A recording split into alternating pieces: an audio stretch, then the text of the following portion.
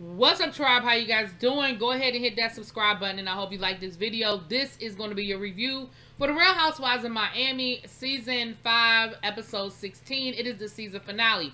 Good news, it has been renewed for season 6, and they start filming April the 10th. So they start filming next month. Now I hope that Bravo is going to bring them back to the main stage, but it is what it is. They on Peacock, and we know that eventually Bravo is going to put them on the main stage, okay? Hopefully y'all will watch my reviews then. I don't know.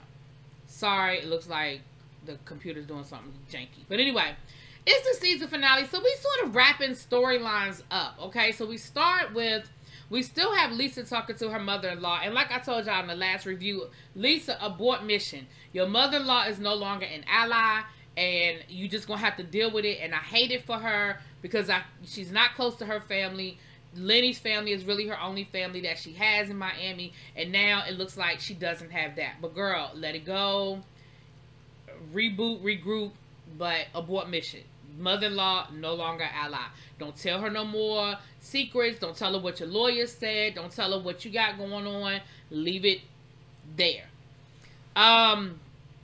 Then we have Gertie going out to lunch with Larsa, and it seems like, you know, they had a pretty good conversation. They were recapping the trip to Jamaica. Larsa was like, I had a good time. Gertie was like, girl, are you crazy? I came home and I had to sleep for 24 hours. I had to regroup. I had to process. I had to woosah. And you, what? Were we on the same trip? But Gertie was saying how she really wants everybody to try to figure out a way to, she said, listen, I don't expect everybody to be friends, but I would like for peace. I would like for us to be able to have peace with each other. And we know she's throwing a melting pot party to try to bring all the ladies back together. They talk about Adriana, and Larsa is like, listen, I can't do nothing about it. I can't help Adriana. What she did was vile, and I don't have no passes for her. I don't have no passes to give. And Gertie is trying to give her some passes and like, listen, we went to her viewing party. The party was nice. We really missed you guys. And she's definitely sorry. And I really wish that we could get everybody to a place where they could forgive her. Listen, Gertie, you really be caping for Adriana this whole episode. And I just cannot. We'll get there, but girl, let it go. And Larsa was like, yeah, no, I don't know how that's gonna work out. Like, I don't really see that working out too well. Okay. Then Marisol and Alexia go over to Lisa's house, and you know, again, it's we're gonna support Lisa moment. They gonna drink up all of Lenny's wine, child. She said, I don't care about his wine. We're gonna get the most expensive bottle and drink it. Girl, look. I'm not saying that that's a bad idea. I'm going to say you probably don't need to do that on camera. Do it. Just don't do it on camera. But okay. So then they get to talking. You know, they put the kids, you know, they playing with the kids for a little while. And then the three of them are talking. And Lisa is caping for Adriana. Oh, we went to her album release and we had a good time, and she's really sorry and she really wants to apologize, and I really wish that we could find a way for you to forgive her. And Alexia was like, look, she said, do you want to read this apology she sent me? She talking about some, my bad. Like, do you really want to see this little BS apology that she sent me? Because I can't do this with her. I can't do this with her. And I feel like Lisa was making some headway. Lisa was making some headway until Lisa said, well, you know, she said that she just had a breakdown, and she just was having a breakdown. And Alexia was like, nope, not doing it. She said, I'm not ready. Well, she did some vile stuff. And I feel like what it was, when Lisa was saying, listen, she's sorry, she feels bad, she wants to apologize, but then when you gave Alexia an excuse, Alexia was like, nope, because we're not doing excuses. I'm not making no excuse. I'm not accepting any excuses. We're not doing the excuses. And honestly, I'm with Alexia on this one. And y'all know me and Alexia done went up and down this season. But I am with Alexia on this one. Just because you're ready to apologize doesn't mean I'm obligated to accept it. And I really wish that people would respect people's process. You did something foul to me. You're supposed to apologize if you mean it. That doesn't mean I have to accept it. That is not how this goes. I don't have to accept your apology. No, thank you. And then Marisol was like, well, did she say anything about me at all? Because she said some foul stuff to me too. Why would she bring up my ex-boyfriend? Why would she bring up whether my ex-boyfriend loves me or not? I didn't need to know that. That relationship was hurtful enough, rather than her coming back and telling me that the man didn't even love me. He put me through hell and he didn't love me. Why would she do that? Well, I feel the same way. So again, Adriana, you don't get to just spew your little nasty comments everywhere, and now you're sorry, and everybody's supposed to just forgive you. And listen, we'll get there, but that's how I feel about it. So then, we see Martina and Julia. You know, they go out to dinner. They go to one of my favorite restaurants when I go to Miami, Ocean Prime 112. I love it. It's expensive, but it's a nice restaurant, very nice restaurant. And basically, they're talking about how they're, you know, Julia's apologizing for, you know, being so self-absorbed and not opening up and not being romantic and all of that. She said her and Martina definitely went through a rough patch this season, but they're in a much better place, and they're snuggling and canoodling and doing all of those wonderful things again. And Martina is happy, and they were flirting at the dinner table, you know, and it was cute. It was really cute. And the adoption process seems to be moving forward. She said at any point she could be getting a phone call, and I hope she didn't mean a phone call to get a baby, because that would have been real quick. I think maybe a phone call from an agency to move forward in the process, because that would have been very, very quick. Okay, but everybody, they seem cool. They seem real cool. Then we had what I think is probably the best scene of the episode, probably one of the best scenes of the season. We have Nicole with her friend who's a therapist and her dad. First of all, I love her dad, and I think he's the cutest thing. Now, I didn't have to grow up with him as my daddy, but I'm saying what I'm seeing on camera, I love him. But the first thing, she said that she told her dad that they were going to talk to a therapist. She said, it's not a therapy session. I don't want him to think that I'm trying to, give him therapy. I just want us to figure out a better way to communicate and be father and daughter.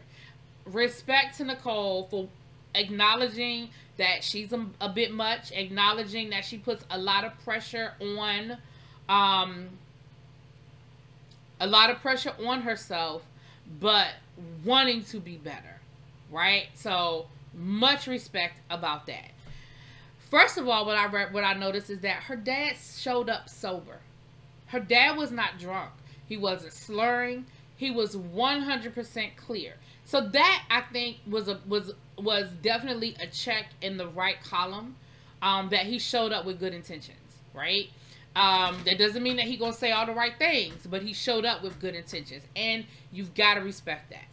So they get to talking about the engagement party, and he was like, oh, the engagement party was cool. I thought it was cool. He's like, I was on good behavior.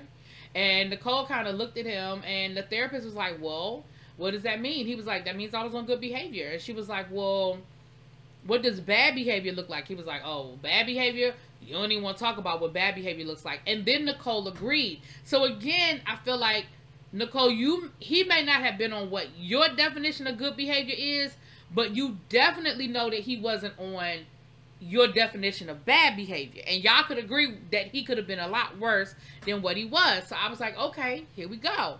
So then, she asked him about, somehow they got on the topic about him loving her and telling her that he loved her. And no, telling her that he was sorry. And he said, well, I tell her I'm sorry all the time.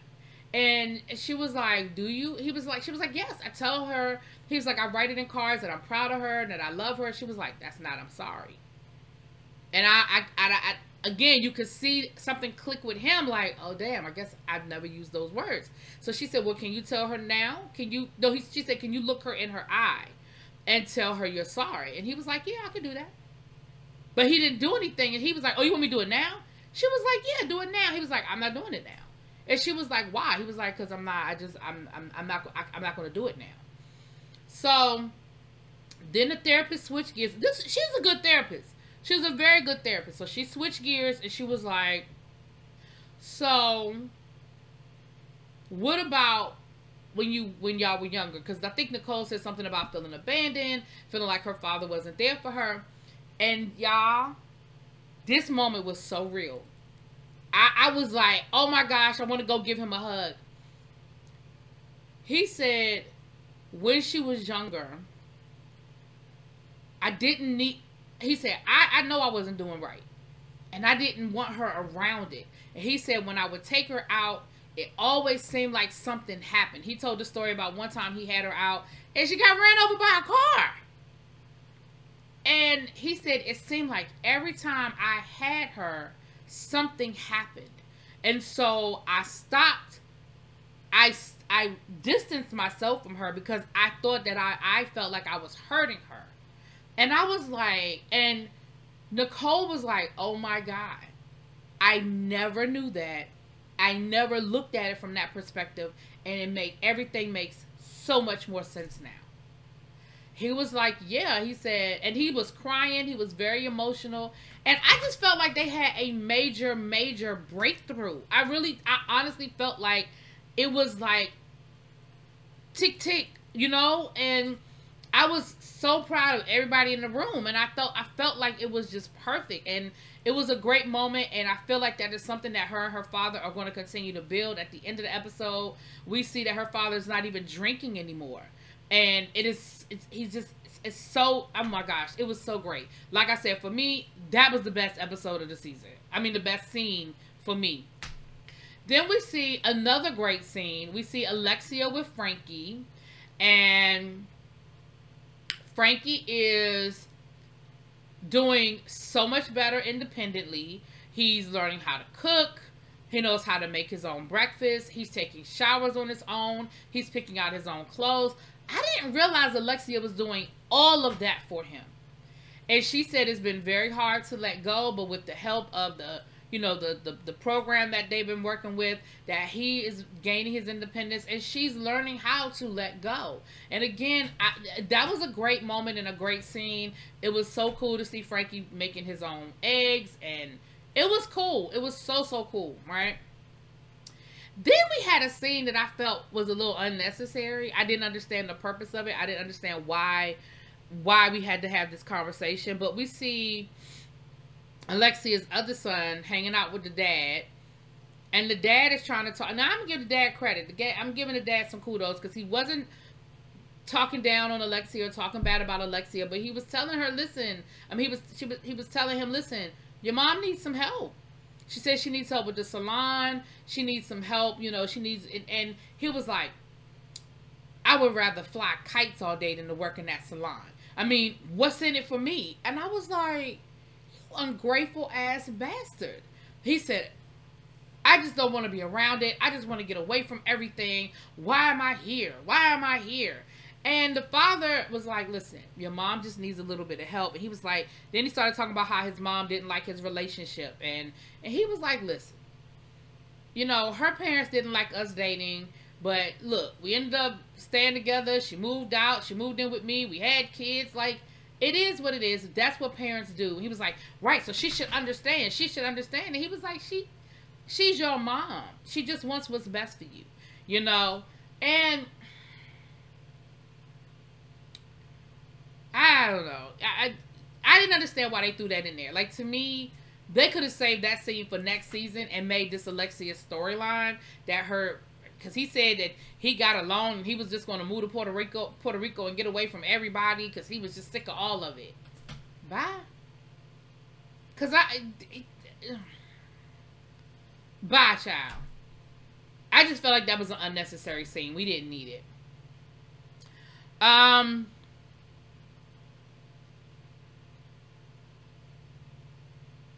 Then we're at Gertie's party. I hope I got everything. I feel like I'm missing something. So then we get to Gertie's party. Gertie is setting up, you know, all of the boo. We see Gertie in work mode. Gertie's a little rude to her people. She's going to tell one of the guys, when I do like this, that means that's you. That's you. And when I do like this, that's you. Who remembers left and right? And then she's telling people, can you pick that up and just and lay it over there for me, please? I don't know. Gertie was coming off a little, in my opinion, when she's in work mode, a little stern. rude might be a strong word, but a little stern. Is that better? Stern? Okay. But the party looked amazing. It was very personalized. She had people's names. She had the drinks. She had cockies. She had the names of the different drinks. I thought it was really cute. And everybody looked really nice. You know, they had their own style flair going on. They having their drinks and all that good stuff. So we sit down to dinner. And Gertie wants everybody to go around the table. And, you know, y'all know how they do this.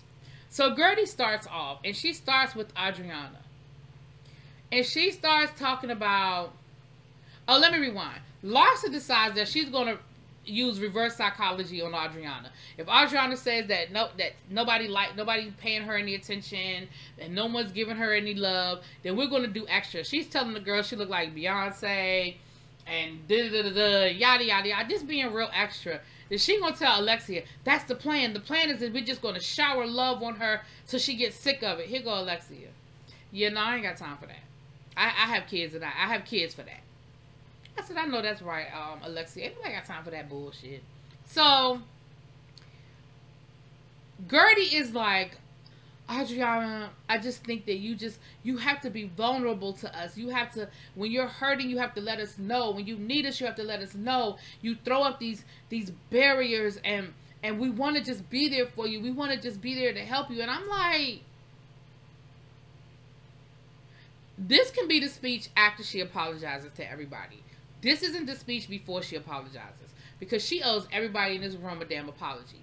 This is the speech after, not before. So, of course, you know, Alexia and Marisol are looking at each other like, girl, what? Now, we saw a scene where Julia did tell Adriana, girl, you were wrong. Like, you my friend, and I'm going to have your back, but girl, you were wrong. You were wrong. So,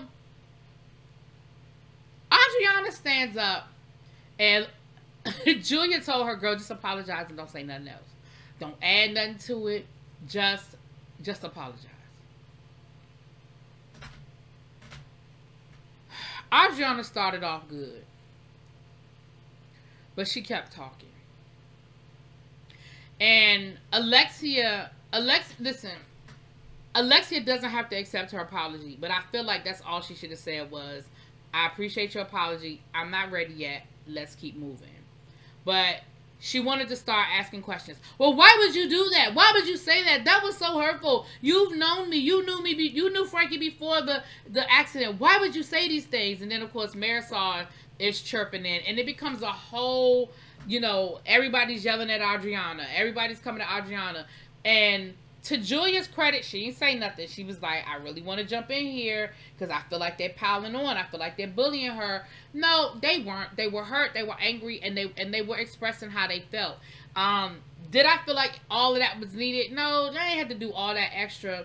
But again, you can't offend somebody and tell them how mad to get. So Alexia was owed that apology. And she wasn't ready to accept it. And neither was Marisol. Marisol told her point blank, it's bullshit. No, I'm not accepting your apology. It is bullshit. You didn't need to tell me. You could have kept it. Here's where the conversation went left for Adriana. She said, well, I can't help. I repeat things. That's my ADD. Child, I have adult ADHD, and it don't make me repeat stuff that I don't want to repeat. It don't make me say stuff that is hurtful to people. It really doesn't. Now, I know that things manifest themselves differently in different people, but how did a conversation you had with a man however many months ago or years ago, how does that become part of your ADHD in that moment in Jamaica? Girl, what? No, you said it because you were being mean and you were trying to hurt them, and you did. And now you have to deal with the consequences of the fact that you hurt them. That is it. And they don't have to accept your apology when you're ready. They don't have to get over it. And Marisol said, it's a wrap for me. Alexia said, I hear you, but you're going to have to show me. Like, your apology means nothing. You got to show me. You got to show me you mean it. Saying it just doesn't mean anything. And I was just like, I get it. I mean, I get it. You cannot make somebody. So then Lisa stands up and she kind of quiets everybody. And she basically tells everybody, listen, this has been a rough couple of months for me. I've known Adriana a long time. And y'all put up with me. And I love y'all. And I just hope that we can all get to a space where we're there for each other. And we cool with each other again. Yada, yada, yada. Then they took pictures. And everything was cool. And then that was the end of the episode. Basically, Gertie took her kids on a vacation, and she stayed off her phone for 3 days, which for Gertie, that's a good thing. We saw Alexia talking to her son, and he was telling her how he felt and why he wanted to leave and move to Puerto Rico. Child, again, like I said, they could have saved that for next season, because I just felt like that was some shit they threw in at the end of the day. Alexia and Todd finally went on their honeymoon. Cute for them. Larsa finally admitted that she dating Michael Jordan's son. And then we see Lisa. Girl, well, Julia, they talked about Martina being diagnosed with cancer and that they did go to Europe this summer and they're in a good space. I don't know what they said about Adriana, child, I don't even care. But Lisa, girl, I don't understand Lisa. I'm confused by all of it. I don't understand, and I'm confused by all of it. Girl, you hosted Lenny's Halloween party, and then Lenny posted a story or gossip story that you allegedly